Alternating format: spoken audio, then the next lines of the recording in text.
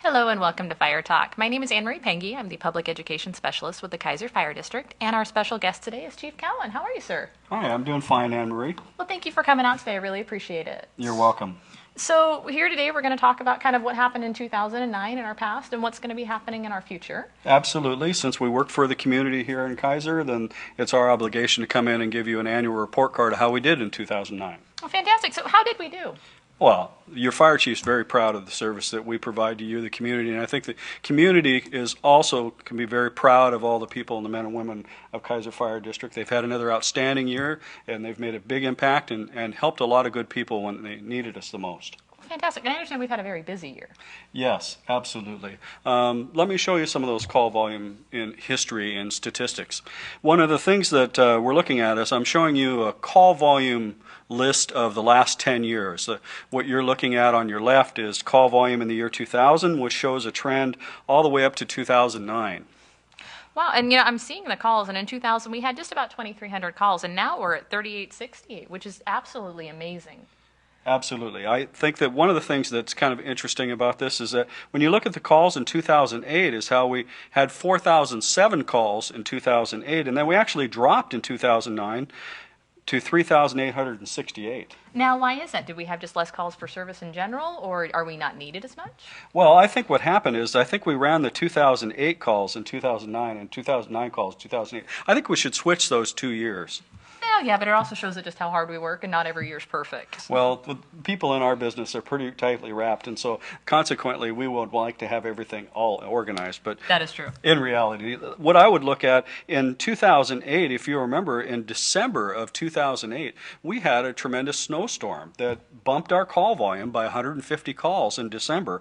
And so therefore, if you were to look at 2007 to 2009, the call volume increased by 120 calls, and that's a pretty normal call volume increase. Mm-hmm. And I think 2008 has a little artificial bump in it because of that snowstorm. Well, and I do know that in December of 2008, we did actually have I believe, the highest call volume we'd ever received in 1 month, and most of that was condensed down in the 10-week period of time, or 10-day period of time where we had all the snow and all the ice and everything. Exactly, that's what I'm offering. Yeah, it definitely supports that fact. You know, Anne-Marie, if people would schedule their emergencies, we'd be able to make sure that we meet each and every emergency need, and we could increase our productivity and reduce our staffing. I like it. I'll definitely try and sell that one out next time. And, I'm talking to the kids and everything about fire safety. Let's try and plan our emergencies, and let's be a little bit more type A personality-wise. I definitely agree. Well, maybe that won't work as well as we'd hope. No. So back to reality. Let's look at our calls.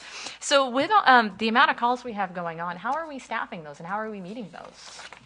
Well, let me tell you that as far as our report card goes, we have an A. Mm-hmm. Let me show you that example here on the next graph here. That's our incidents with a future trend line. If we were to look at this graph, I think what you'll see is that our call volume is going up and increasing in an even rate of attrition for the last 15 years, from 1992 to 2013. Then we go through and look at that trend line, and that just shows a straight up increasing graph. And if you're a business with this kind of increase, you'd be really pleased. Well, for your fire district to maintain the same level of service, then we need to plan for that. And that's the kind of thing that we use strategic planning for apparatus, finance, and for staffing. Okay. So we're definitely looking, it's one of those things, if we're always having to grow just like a business is, we're having to get more people, get more apparatus, replace what we already have. Exactly. We're trying to maintain the same level of service and what we believe is a very excellent level of service for our people here in the community. And so by planning for that and looking ahead, that's why it's important for us not only to come back to the community and give them a report card, how are we doing, mm-hmm. but to also plan and evaluate that data and see what's going on in the current market trends and what's happening in 911 calls. And let's take a look at some of those for calls for service 2009. Okay. So with our calls for service, I'm kind of seeing 3 different groups. We've got fire calls, we've got medical calls, and then we've got this other group called other. Now I'm seeing, which I love, is the fact that our fire calls are decreasing. We didn't even have 100 fire calls Exactly. Fire calls are only 2% of what we do. And honestly, calling us a fire district is still a misnomer, and we still do that just out of tradition. And I think that that's important to note. If you're only talking about 78 calls per year for a fire, that's a working structure fire, room and contents fire, bedroom, kitchen fire, things along that line where we actually had to get in there and attack the fire and put it out. When we get to the other category, which you see in this on this bar graph here, 683 in the other category. Now, those are calls for service where an elderly person has fallen and needs help back into bed, or I've fallen and I can't get up and we need to come and help them. They're not injured, they just need help at home. And we call that a service call, and that's something, who else would folks call besides the fire district to come and help them in their time of need? We're available 24 hours a day, they're emergency medical trained, they can evaluate folks and make sure that they're okay. And if they are indeed okay, well then that's what all the help that they needed, we just help them back. Then we go through, then we have alarm activations, which is a large number of those 683 calls, where they're false alarms. And because the 683, there's schools, there's businesses, things along that line where we might have a false alarm call, but you have to treat it like it's a real structure fire because those alarm monitoring systems are actually picking up something and they're going off for a reason. You can't ignore them, so it's important for us to think of that as a real structure fire. So that's where those 683 calls come from. Oh, okay, so it's just kind of the other, truly just helping. It's not, there's no transports, there's no major emergencies, but we still need to go out and help the public. Exactly. It's still going to require people to respond, make sure everything's okay, make sure there is indeed no fire, because that could be one of those 78 calls that really is a fire. Or it could be somebody that's having a true medical emergency and they need to be transported to the hospital. Okay, so then with the transport to the hospital, we had 3,100 medical calls. Does that mean that every single call is a transport to the hospital? Very nearly every call for 911 for a medic unit to come is a transport. By the far means, mostly, almost all of them are a true medical emergency. Someone has called, it's the worst situation they probably had in their life. It's a medical emergency and the need is immediate, and consequently that's why they called 911. Okay. So with the amount of calls we've had, though, how many ambulances does Keizer Fire District currently operate? We operate 1.5, actually. We have one 24-hour round-the-clock medic unit, that's Medic 35. Then we run what we call a peak time car. That's a car that's available 12 hours of every day. That's Medic 36. And by peak times, that means it comes on at 7 a.m. and works until 7 p.m. or covers the peak period when we're most likely to have duplicate calls, simultaneous medical emergency calls, or while the medic unit is responding to assist an elderly person in a nursing home and transport them for a medical evaluation, then we have another emergency 911 call, and so that second ambulance is available during that time. An ambulance and medic unit is sometimes interchangeable terms, but in our case, a medic unit is with 2 paramedic firefighters and staffed by the emergency responders that respond with 911. Okay, so if I call 911 from Keizer, it's most likely going to be one of my Keizer firefighters or ambulances that's going to respond to me. Yes, exactly. And what's interesting about that slide that we're talking about is 3,746 calls that we ran in 2009, that 3,100 of them, the overwhelming majority, over 80% of those calls, are emergency medical calls, true medical emergencies, and the overwhelming majority of those we transport. Oh, fantastic. So with the amount of calls we have going on and everything, what do the percentages break out to be like? Well, if you look at the types of calls that we have and what category, we'll go to the next slide here. Let me show you an incident summary for 2009.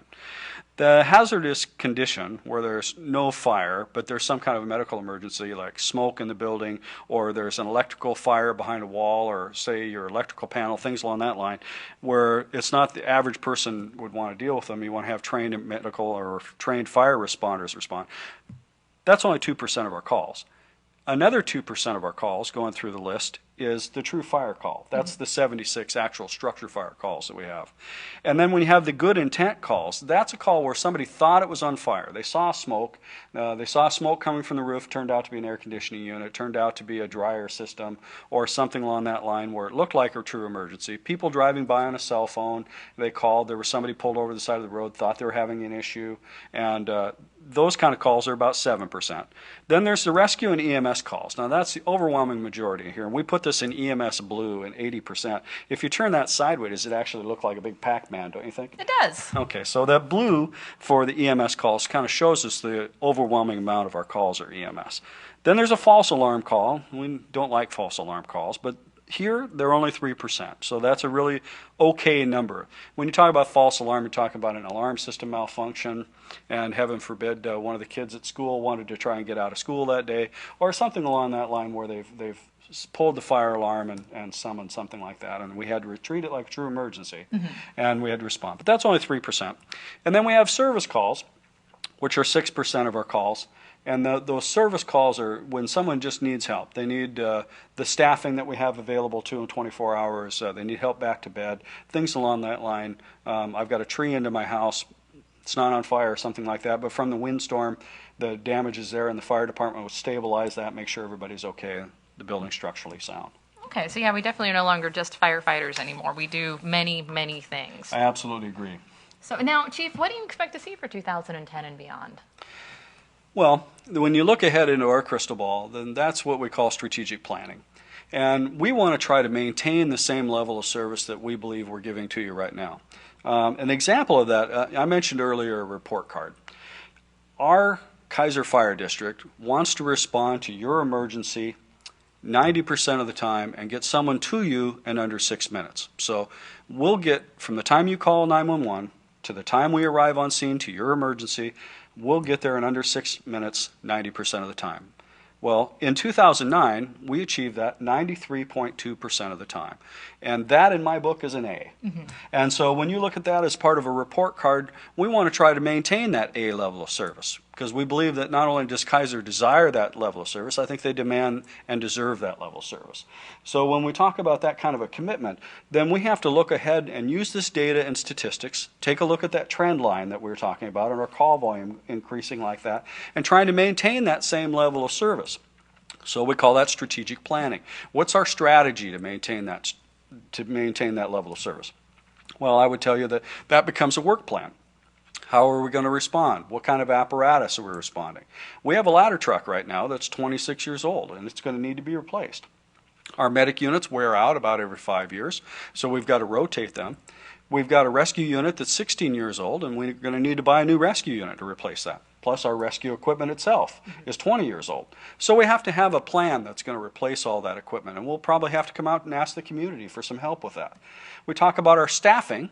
Increased call volumes means increased demands on our staff, increased number of times where the ambulance had to respond. And as that increase in time and response occurs, then our staff and personnel, we're going to have duplicate calls, simultaneous calls that are happening at the same time. What if we have a fire call at the same time we have 2 medical emergencies? Now, we plan for that as much as we can, but if we were to have 5 calls all at once, well, obviously no community, including Salem, would be able to handle that kind of effort, and I use Salem as an example because they're much larger than we are, or Marion County in general. So what we do is we have automatic mutual aid. We would have automatic response from Salem Fire or automatic response from Marion County, and we in turn also provide automatic response to them. It's occasional that we send a medic unit to Marion County. We send a medic unit to Salem. In the meantime, even last month, in December actually, we had 2 responses into Salem with our ladder truck. So those are the kind of things that we're very proud of, and we're part of the team in the emergency response of the Marion County area, so for automatic response, but we're talking about maintaining that A level of service for Keizer. Well, and it sounds like we do have a great relationship with basically our neighborhood fire districts around us as well, so that we can definitely help each other out in those times that there's no way one particular agency would be able to respond to a call. I think that's an amazing factor in itself, the fact that we are all trained up to the same level, and the fact that we can assist each other. Absolutely. We're in this together in Marion County. We're in this together in the community of Keizer. We're on a first name basis with the fire chief in Salem and the fire chief in Marion County. Those are important relationships for us to have. And it's also important for us to look into the future and see what the trend is of our call volume, what types of calls, what kind of staffing do we need, what kind of units do we need to respond with, and what kind of ability do we need to prepare for every medical emergency that could happen, and for fires that are only 2% of our calls. But you just never know when they're going to happen. Exactly.